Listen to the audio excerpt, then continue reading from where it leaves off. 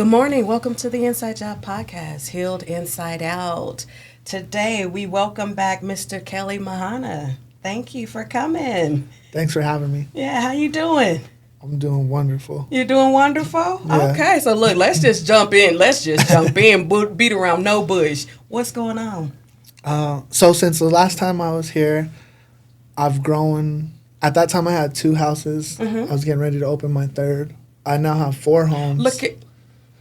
And I have 10 recovery coaches that work for me as well. Oh, awesome. So that was another service we added in. Okay. That's been amazing in more than one way, because now not only do we get to spread farther out into the community, but people earn their living working with Authentic. And so it's cool because they get to feel fulfilled and pay for their whole lives and accomplish their goals. So it's really cool. Yes. Oh my. Well, congratulations. Thank you. You guys are doing an amazing work out in the community, and I am so grateful and happy for your success and the successes of the others that come into your homes. Yeah. I mean, so it was working. Whatever formula you got, it's working, and I have no doubt that those that are under you all are going to have that same success. Yeah, it's awesome. Yeah, it is. It is. So, I mean, I know we'll talk a little bit more about that, but I would be remiss if I didn't ask how Bree was doing. So I'm going to ask that before we go further. How's Bree doing? She's good. She's in a lot of pain right now because she's 4.5 months pregnant. So 4.5 months pregnant. So we going to have a little Mahana up in here. Congratulations on that. So she's in the... Thank you. So she's sick. Yeah, her back hurts. Her back hurts. Ooh, baby. She early in the game, so she got a long time. That sucks for her. Oh, you gonna feel it too, baby. I know. I already. You gonna catch some of that. I know. Congratulations. Thank Congratulations. Do you guys have a preference of what you want? Do you know what you want? What's that look like? So we knew what we wanted, and it is what we want. So. Oh, well, congratulations. So not only is, you knew what you wanted, but you got what you wanted. Yep. Look at how just the success in your entire life. And I just happen to know, so I'm going to just put it out there so everybody else know the successes of this. We talked about it a little bit. You got some new wheels. Yeah. You got a new toy. What is that? I got a Mercedes-Benz CLA. Yes. Yeah. All black? All black. Black on black? Yeah, black on black. All black with the black rims and the all black interior. Oh my goodness, I bet it's beautiful. It is, yeah. Congratulations on that. I can't, I'm telling you, I just feel like I ought to just jump up, start dancing and partying with you. Just the success that you've had and to know your backstory. And so did you ever think that you'd be here? Honestly, I never thought I would live past 17 years old. When I was a juvenile, I was all in on gang banging, and it was a little different back then. People will still kill you now, but back then it was kind of like a goal to get shot or get stripes. Wow. And if you get killed for while you're out there in the field, you're immortalized. And that was my dream and my goal, my desire. And then with getting incarcerated and having such a long sentence, I tell Bree all the time, there was years where I didn't dream. And I don't mean when I would sleep, I wouldn't dream, because I would dream, but it was only about penitentiary stuff. Wow. And when I learned I was getting out, I didn't believe it. I thought my case manager was just telling me that to try and pacify me. I didn't change none of my behaviors. I was still getting high. I was still politicking. I was still involved in all the prison stuff. It just didn't feel real to me. And then when I got out, I didn't get out oh, I'm out. Every other time before I'd get out, I'd be oh, I'm never coming back. I'm never coming back. This time when I got out, I wasn't I'm never coming back. I wholeheartedly believed I would be back. It was just a matter of when. Because I didn't know how I was going to survive out here. I had no skills. At least I wasn't aware that I had any skills that could help me be employable or sustain or even survive outside of prison. And I don't have family support. Like I tell guys all the time when they enter into our program, like, dude, I had to get shoes out of the donation closet that were 2 sizes too big. The 2 pairs of clothes I got, one of my homeboys gave me, and then he gave me a pair of shoes too. But I never thought I was going to be anything at all. Like I was so set in stone that I was what I was, that it scared me. When I got out of the halfway house, I almost did something to go back to prison because I didn't know how I was going to. Yeah, on purpose. Wow. Because I didn't know how I was going to survive out here. Oh, wow. Wow. That's, and then to just see, where you are now. And this hasn't even really been that long. I mean, it's been a minute. It's been 4 years and a few months. 4 years and a few months. You got 4 homes. 4 years, 4 homes. Okay, sorry, I was trying to got lost in the 4s. She's 4 months pregnant. Let's keep going. Oh, yeah. You got 4 wheels ways out.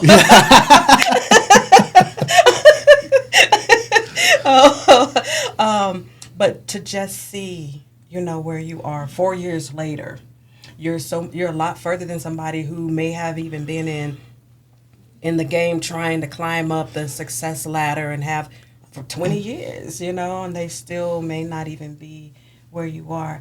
Do you have a formula or what is it? Yeah, and I'm just realizing it in the past few months. It is one thing I never do is I don't take advice from people who aren't where I want to be. Ooh. Point blank, period. Like, I don't care. You could be someone's grandma and you could have the best intentions, but if you've never done nothing with your life, I did nothing with my own life for like 33 years. I can't waste time. No disrespect to no one. All their good intentions, whatever. I can't waste no more of my own life. So what I did was I figured out what I wanted. I had to go to YouTube to watch people who were successful because I don't know any successful people. Like success that I knew up until real recently was, oh, this dude didn't die in the streets today. This dude checked in with parole today. This dude isn't, out here causing harm. It was never like no financial success or like having peace in your life success. It was just like, I lived another day, I'm successful. Or I didn't get high today, so I'm all right. So I just bought into YouTube and I started watching all these dudes who had everything that I wanted. Like, and when I say I wanted, I don't mean like financially, but they just seemed happy. Yeah. It didn't seem like their life was constant chaos and constant struggle because for my whole life, that's all my life has ever been. Right. And everyone around me, it's just always a struggle. Oh, did you hear so-and-so got smoked today? Oh, the homie went to the joint or got jammed up today. Or these fools are tripping. Or the homegirl's going to have another kid and her baby. Like, it's just always constantly drama. Yeah. And so I just realized that you can live your life and be happy. Yes, you can. You don't have to be in fear of losing everything all the time. Yes. It's not like, oh, I'm doing good, something good happened to me, now some bad shit's going to happen. It don't have to be like that. And I just realized that. So for me, it was tuning out the whole world because even all the like professionals, like parole officers, case managers and all them, they want to see you successful to what their version of success is. Because they're mediocre. They've never reached past nothing. They're making the same 50K, 60K maybe that everyone else is making, and they're fine with that, and that's okay for them. But they don't even want you to sit at that table. Well, in Denver, 60K ain't nothing. Absolutely. Point blank, period. That's low income in Denver. Especially if you got a family and other people to take care of. And that's pre-tax. Yes. And I realized very quickly I had a mentor who founded a nonprofit, very successful TV personality, all these other things. And he was someone who I thought I could trust. And I told him what my dream was and what my goal was. And he laughed at me and patted me on the back. That's when I realized I got to protect myself. Because if I don't protect myself and I share where I'm trying to go with too many of the wrong people, that energy will overtake my energy. And I'll always be stuck. And then the other thing that I've realized is consistency. Pin that. It's so easy to get distracted. Yes, it is. And it could be like, Vic could call me up and be like, yo, bro, let's open a cleaning business. I got a homeboy who does that. Man, he makes, $1 million a week. And it's like, oh, yeah, let me go because I want that $1 million. I want to live comfortable. I don't want to be where I've always been at. But you get so many people with all these different ways to get rich quick. Yeah. But I just realized, man, if I just keep doing the same thing, whether I feel like it or not, when I'm sick or not, when I'm bored, no matter what, I just keep doing this over and over, and I'm generating that success. I'm not looking for the next best thing. And that's not to say there's not other opportunities out there. Absolutely. That's just to say until you reach a level that you can be proud of or where you feel, personally successful, focus on your one thing. Because the whole world will try to distract you with other opportunities too. Then I got to focus on this right here. Ooh-wee. That was thick. That was thick. And something that, you left some nuggets on the table before I asked, but okay, we'll still get there. That's an amazing formula and one for you that has proven to work, right? And they always say, I hear it all the time, if you want to be successful, be around successful people. You want to be a millionaire, hang around millionaire people. Watch Millionaires. So you're doing the right things. Those things are things that they say are, are a part of a formula in becoming successful. Being around mind-like people who want those same things and have those same things. Right. So that's amazing that you've taken it and then applying it. Because you can get it, but if you don't apply it, it still isn't anything. Right. Yeah. Well, that's the thing. Even before, I had homes, I was working 2 full-time jobs.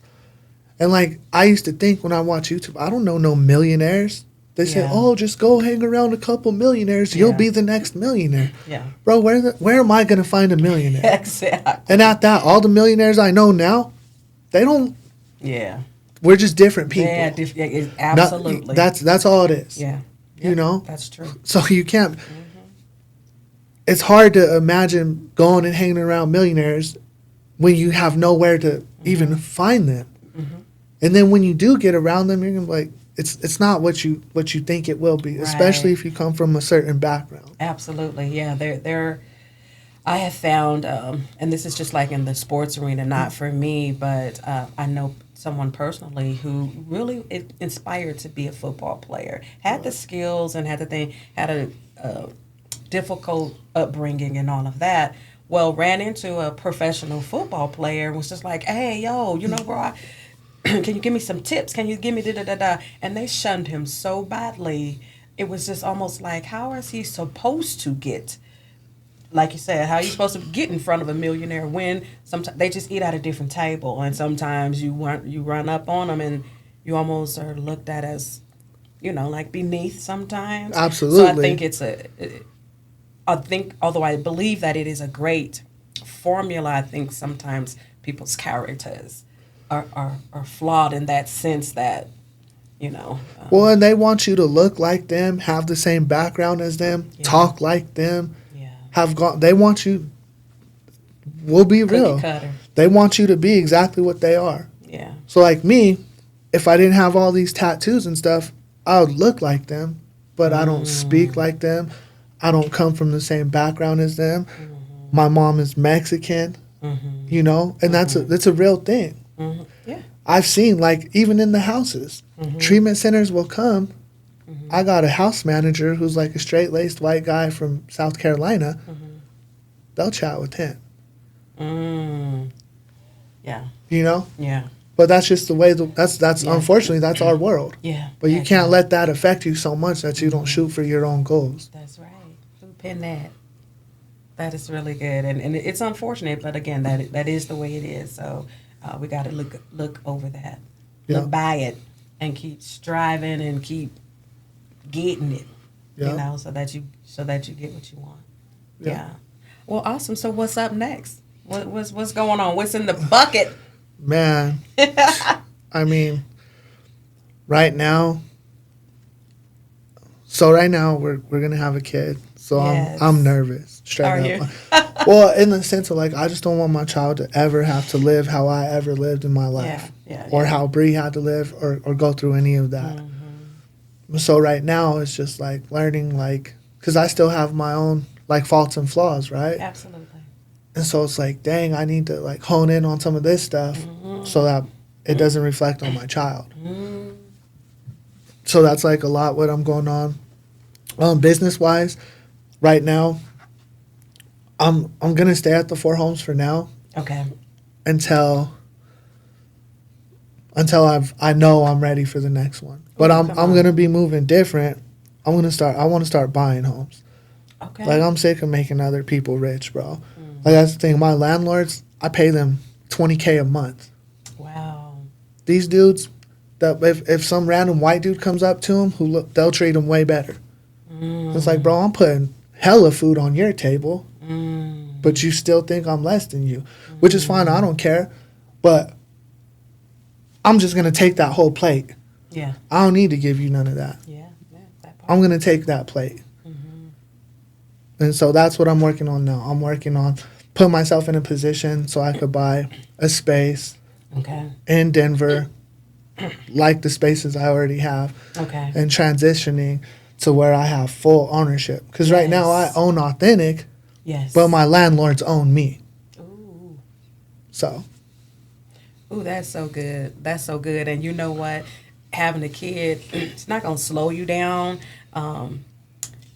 But it's gonna be different. It's gonna be different. You're gonna need to be there for her when that little small tiny baby, the late nights, the support, and I mean, it's just so much to it, and it doesn't again slow you down. It's different, so you're gonna have to move different inside of that too. Well, and that's what I was telling Bree. I was like, we're blessed because we own this business, so we get to be here for our child.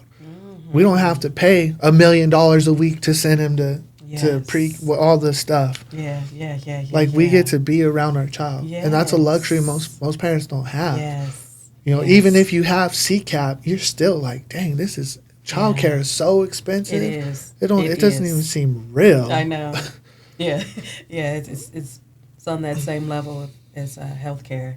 Yeah. And both of them are needed. If you want to work a good, decent job, but you have children, you got to pay for childcare. So half of your money's coming out in the health, half's coming out for your childcare. Doesn't leave you much. Yeah. So $60,000, especially here where we are. Good luck. You know what I'm saying? And then don't talk about the price of rent.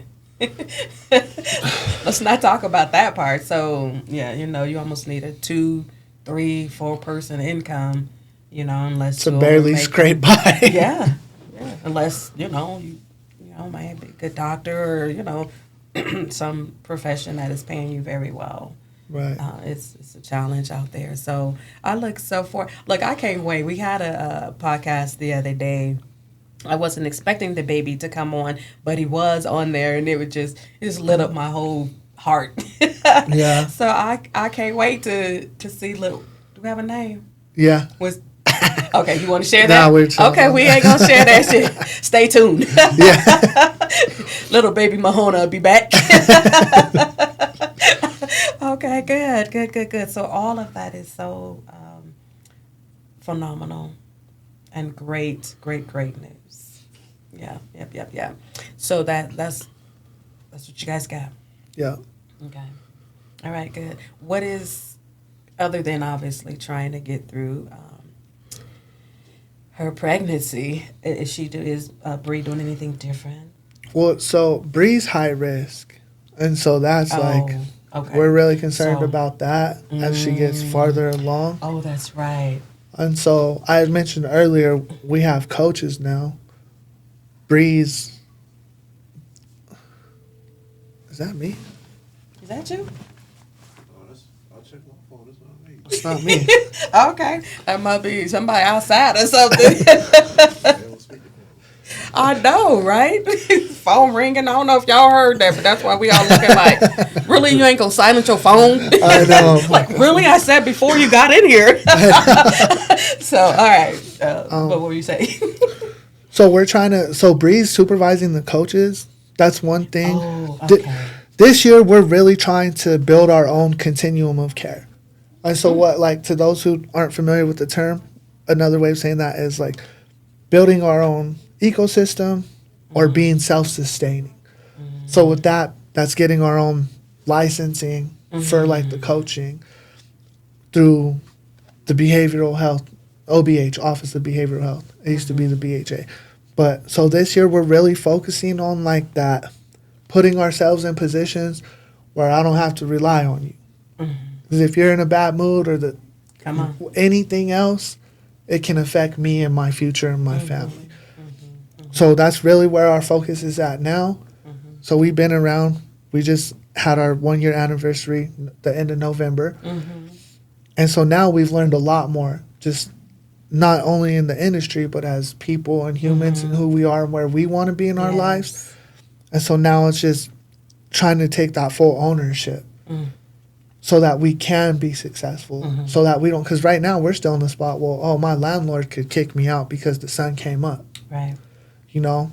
Yeah. And quite frankly, we haven't got the best treatment from one of my landlords. You know, every time they come over, they use that like old school 1980s tactic. I'm kicking you out. Get out. If you don't jump this high because I said so. And it's like, bro, that's not cool. Yeah. Like, not only is that not cool, it's illegal, but how am I supposed to combat that? Yeah. No matter if it's illegal or not, what do I do? Right. I don't got all the lawyers and all the other stuff. And even if I did, so let's just remove that. Obviously, you don't respect me.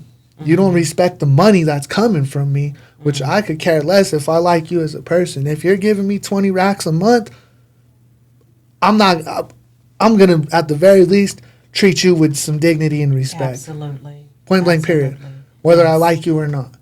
And that's not happening, but that's good. I needed to see that. I needed to go through that. I needed to be in that space so that I could hustle harder to get my own. Absolutely. Absolutely. Ooh, that's good. So she's working with the coaching and being at high risk. Yeah, she's definitely going to have to, kind of take it easy. Stress level got to be way down here. Yeah. You know what I'm saying? So she's about to start transitioning to like, I guess telehealth or like working from home and doing meetings like from home. Yes. Because she's high risk and all that. So she's not moving and driving down the street with all these folks that some can't drive. So that'll minimize. So do whatever. I mean, you guys know this, but she'll have to do whatever it takes to minimize the burden of being stressed out and all that stuff. So now your coaches, let's go back to talking about that. They're what, just like life coaches, health coaches? So there's a couple different names. Some call them peer navigators. Some call them peer and family specialists. Some call them peer recovery coaches. Okay. We call ours PRCs, peer recovery coaches. They're certified peer recovery coaches. Okay. And then they have continuing education. And like that was the whole trip too. Because initially, how I found out about that is people were like, oh, we could come do groups in your homes. Right. And we could come be there for your guys. And then come to find out, there's money attached to that. So I'm like, well, I'm missing out on a revenue stream that could help me because most of my money goes to my landlord. So then I get a deal with someone, and it's like, you don't know what you don't know. That part. So I'm going from like making nothing to getting a couple pennies, and I'm like, oh, this feels good. Yes. Well, then I meet some random stranger who's in the field and who does this. First day I meet them, they're like, oh, yeah, well, this is what I get. Like, not what they're like, this is what I charge. Oh. It's this much better than the deal I have with the person who I know and who cares and who do the next right thing and all that. Yes. So me being slick, I call this person up. I'm like, hey, man, this is really not, is there any way we could work on our numbers just to see? Oh, no, it's not possible. I'm giving you and I'm like, okay, cool. I'm over here then. Yes. Some random person who I don't even know give me more than 10x. Yeah. You know? Mm-hmm. And so, but it's cool because initially I wanted that to be an opportunity for my guys. Because that's one of the biggest things I see in the homes. Okay. Is guys coming in and they're crushing their recovery, Okay. but they got a crappy job and no way out. Or no like immediate way out outside of like going to college for 4 years and then hoping to get, you know. And so a lot of them, when they start doing recovery, they're like bought in, and that's what they want to be in that community. And so I'm like, oh, I can give you guys opportunities now. And so that's kind of how it started. And not just like guys in my homes, because only a couple guys in the homes wanted it. Yeah, I was going to ask that. Yeah, it wasn't what I thought. I was like, oh, Okay. like you can go from like Burger King to doing this, making more money. Yes. And like, but people, I'm not here to tell you how to live your life. Yeah. You know, if you want something and I have a resource, I can help you with that. But what I did find is like some people who I was in prison with who have changed their lives. They're like, man, I've been trying to get hired for this, but no one will hire me. I was like, well, I'll hire you. I'll give you the opportunity. What you do with it is on you. So, like I have a friend, she struggled with addiction and homelessness and gangs and all the same stuff. And we used to work at a organization doing case management with juvenile gang members together, but it wasn't healthy. Like our boss, like one, we didn't get paid shit. We got paid less than the industry average. Secondly, our boss was like disrespectful, like, oh, you'll never work in this field again. No one will hire you. You're a felon. You're this and that, you know? And so when that passed, she's not been able to work in this field again. But she's amazing. Like when she walks in a space, like even the men respect her when she shares her story. And she's humble and all this other stuff, you know? And so I was like, please come work with us. Like, you're an asset. You bring value. Yes. Like, all these people who went to college for 4 years and they're trauma-informed, but the worst thing they've ever been through is their mom telling them no. They run this industry, but they don't relate to the people who struggle in this field. So I'm trying to find the people who've been through what all the people we work with have been through so we can support each other and show each other, like, hey, bro, you can overcome. You don't need a 4-year degree. You don't need you can be successful without listening to what someone tells you need to do to be successful. And you're okay with just who you are. Come on. You are good enough. Come on. So. Yeah, that is so good. And, you know, I've always thought, you know, you hear it around that sometimes your experiences are a greater teacher than somebody, you know, who has probably gone through 4 years of college or whatever. Because you have that relatability, which matters. That makes a huge difference. People choose and pick, you know, where they go, sometimes based on how that one could relate to them. Right? If someone don't relate to me, I'll probably not. You probably can't do a lot for me. You can tell me some things, you know, right? But a lot of people, we need that. You better understand where I'm coming from, right? You can't really help me much. The biggest thing I see with social workers is they feel sorry for people.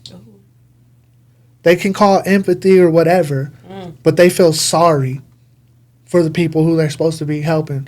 And how that translates is no accountability. I'm scared to tell you the truth. I'll be an open ear and I'll watch you kill yourself right in front of me. Because if I call you on your shit, then I'm a bad person. Because I can't relate to you being brown or black or being from the hood or having a struggle. And that's the shit that gets under my skin so much in the behavioral healthcare realm with all these social workers is they're all 20-something-year-old white girls from Indiana and they all hate accountability. I'm not going to look at you and be like, oh, you're black, you're fucked. I'm going to be like, I don't give a fuck, figure it out. Let's go, let's get this shit together. That means you're in a better space. Because everyone from the hood and who's been through the struggle and the places I come from, we have hustles. They say in business, watch any business podcast, you got to learn how to pivot. Learn how to pivot. You hear that word so much. Bro, growing up in our neighborhoods, you're pivoting every day. Oh, shit, I'm not eating today. We don't have food. All right, well, let's go jack the 7-Eleven. We're going to eat today. Oh, the lights are off. What are we going to do? Well, let's go kick this door down. We'll get a couple dollars. The lights will be on. That's a pivot, bro. Like, however you want to phase it. Like, people from our backgrounds are more capable than the people who are in these spaces telling them that they're not capable. And it's just being able to teach ourselves that, because we're so caught up in the culture and like, oh, that's foul, man. You can't say that. Man, I'm going to call it like it is. A spade's a spade, bro. And if you want to be successful, you're going to have to, you can be. Like, I know so many dudes who come from my neighborhood who could be billionaires and so successful. They've been selling dope since they were 10 years old. Only got caught like twice. Yeah. Well, and told on at that. But like, and just not only that, name a person from a hood who don't got to hustle. Every homegirl I know braids hair, does something to generate revenue. Yes. It's just learning how to make that, like taking those same skills and applying them differently. So it's not just like I'm twisting you up to get a couple dollars. It's like I'm twisting you up. Now I got my own brand and we're living. Yeah. That part. And it's getting in that space where people can see that and understand that and believe that.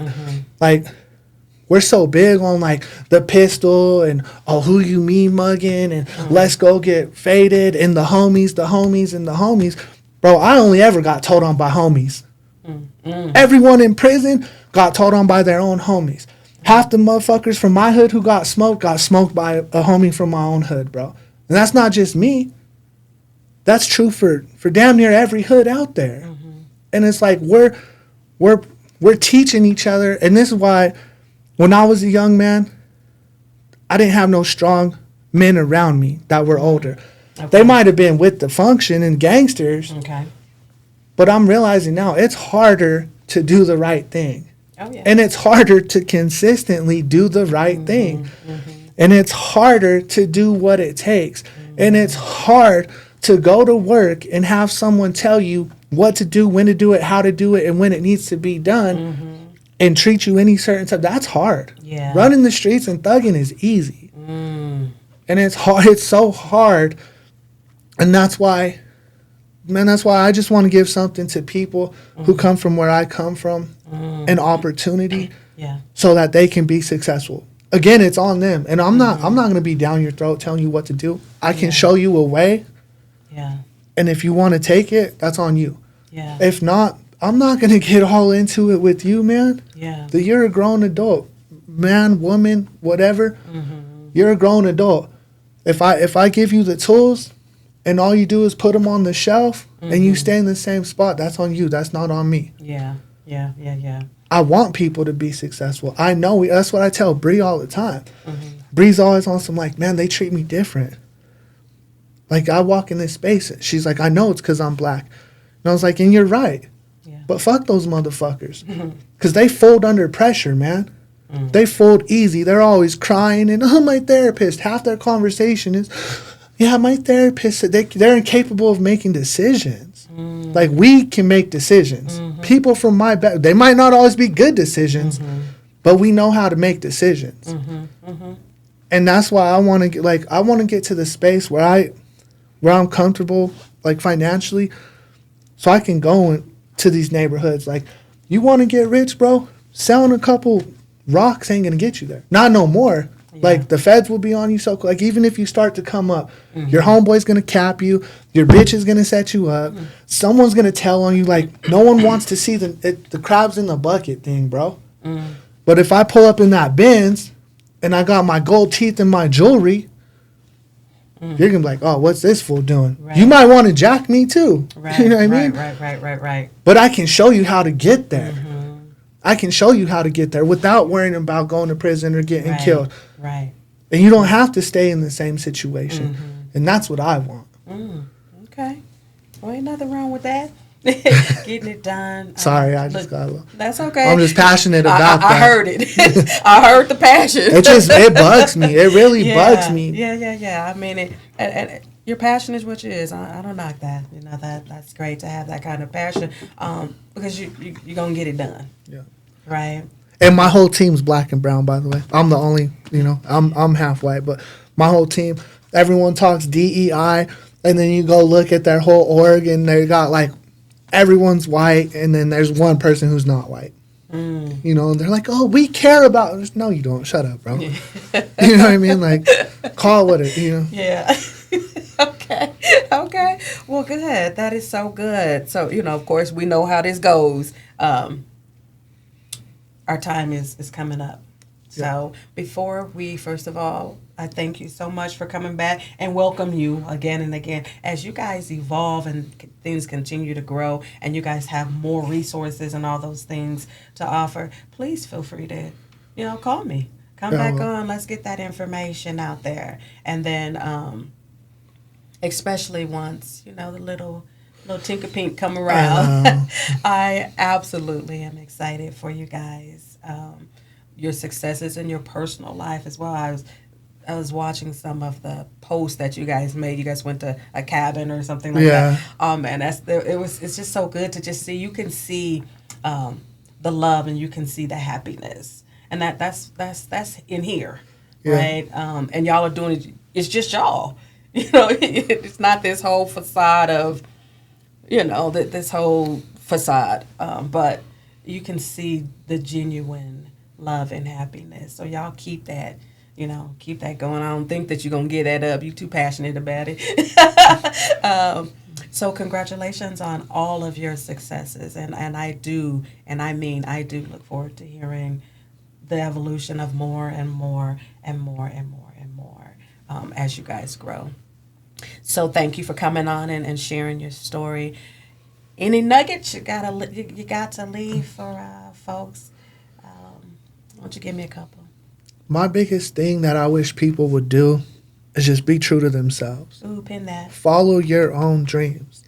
No matter who believes in you, who doesn't believe in you. No, people could call you crazy. Stop telling them the stuff that you want to do that makes them say you're crazy. And just put in that work and hunker down and focus on that. Give everything you have to that. Because no matter what, whether you get there or not, you'll be okay with yourself knowing that you gave everything to you. Point blank period. Just shoot for your dreams. Whatever that is. You want to be a gangster, bro. If you want to be the next Michael Jordan, whatever that is, just go all in on yourself. Don't let the outside world influence you on what you can and can't be. That's the biggest thing I hate in our world. Everyone around you tells you what you can't be or you need to do this to have that. Shoot for your dreams and go all in on it. Thank you for tuning in. That was a whole meal. Sorry. You don't have to apologize. It was good. That was good. A good nugget to put on the table. So no apology needed. So thank you for that. We thank you guys for tuning in, and we will chat with you soon. Bye.